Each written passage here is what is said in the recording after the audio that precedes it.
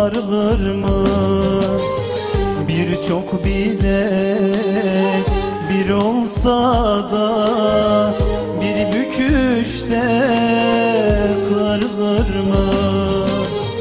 Birçok bilek bir olsa da bir büküşte kırılır mı? Karanlığın ortasında özgürlükten sorulur mu? Hain kindar yarasalar bir şafağa bulunur mu? Hain kindar yarasalar bir şafağa bulunur mu? Ah gencecik fidanlara şu mezarlar kazılır mı?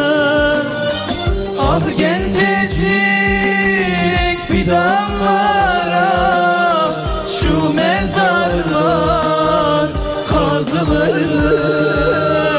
Hücrelerin duvarına kanla yazılır mı? Hücrelerin duvarına kanla yazılır mı?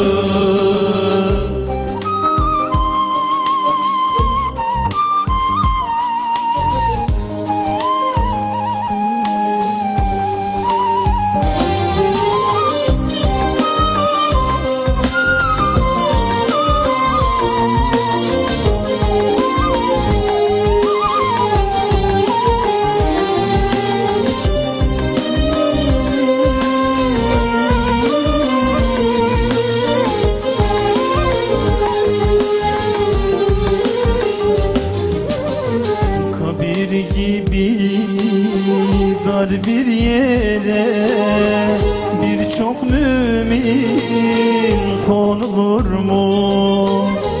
Kelepçeli elleriyle namazlara durulur mu?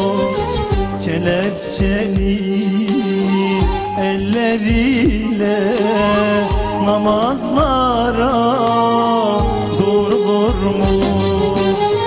Kutlu sevda yolu için canla canan verilir mi? Dua yükseltip de cennetten yük verilir mi? Dua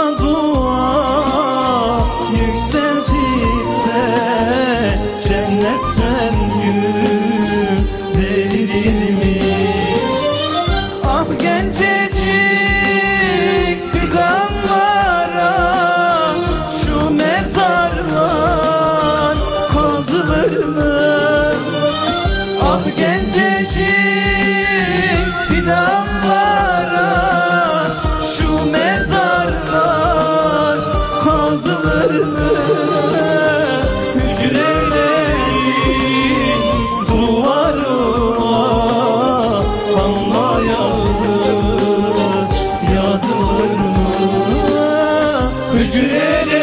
Hücrelerin duvarına kanla yazılır mı? Hücrelerin